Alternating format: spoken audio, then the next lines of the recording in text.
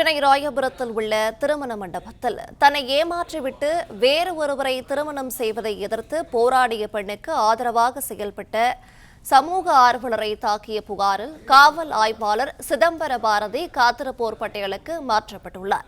கூடுதல் விவரங்களை செய்தியாளர் கதிரவன் வழங்கிட கேட்கலாம். கதிரவன், இது குறித்தான மேலும் விவரங்கள் என்ன சொல்லலாம்?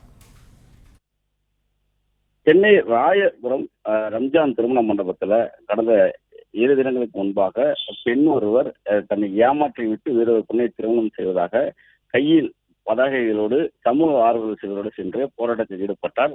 இந்த தகவலை அறிந்து அங்கு வந்த ராயபுரம் காவல் ஆய்வாளர் சிதம்பரம் பாரதி அந்த பெண்களை வெளியேற கூறியும், அதே போல அந்த பெண்ணுடன் இருந்த சமூக ஆர்வலர்களை ஒருமையில பேசியும், உடன் இருந்த ஒரு நபரை கையால் குத்தி அவர் தாக்குவது போன்ற வீடியோ காட்சிகளும் சமூக வலைத்தளத்துல வெளியானது. அது மட்டும் இல்லாமல் இந்த பெண்ணுக்கு ஆதரவாக சென்ற தாவேகா சட்டமன்ற உறுப்பினர் இருக்கக்கூடிய தாமு அவர்களையும் அவர்கள் முன்பாகவே அந்த பெண்ணையும் அவர் மிரட்டக்கூடிய காட்சிகளும் வெளியானது. இது தொடர்பாக உயர் அதிகாரிகள் விசாரணை நடத்திய நிலையில் தற்போது காவல் ஆய்வாளர் சிதம்பரம் பாரதி காத்திருப்போர் பட்டியலுக்கு மாற்றம் செய்யப்பட்டிருக்கிறார். காவல் ஆணையராக இருந்த தினேஷ் முழக் அவர்கள் நேற்று இந்த உத்தரவை பிறப்பித்திருப்பதாகவும் தற்போது அவர் காத்திருப்போர் பட்டியலில் வைக்கப்பட்டிருப்பதாகவும் தெரிவிக்கப்பட்டிருக்கிறது.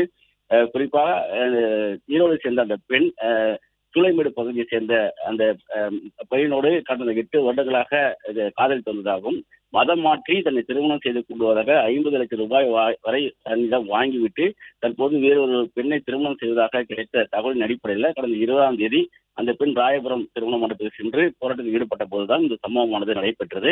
தற்போது காவல் ஆய்வாளர் கூறிய சிதம்பரம் பாரதி காத்திருப்பு பட்டியலுக்கு மாற்றம் செய்யப்பட்டிருப்பதாகவும் உரிய நடவடிக்கைகள் எடுக்கப்படும் என்று காவல்துறை சார்பாக தெரிவிக்கப்பட்டிருக்கிறது. பிளே ஸ்டோர் மற்றும் ஆப் ஸ்டோரில் இருந்து பாலிமர் செயலியை QR கோடு மூலம் பதிவிறக்கம் செய்யுங்கள். செய்திகளை உடனுக்குடன் பெறுங்கள்.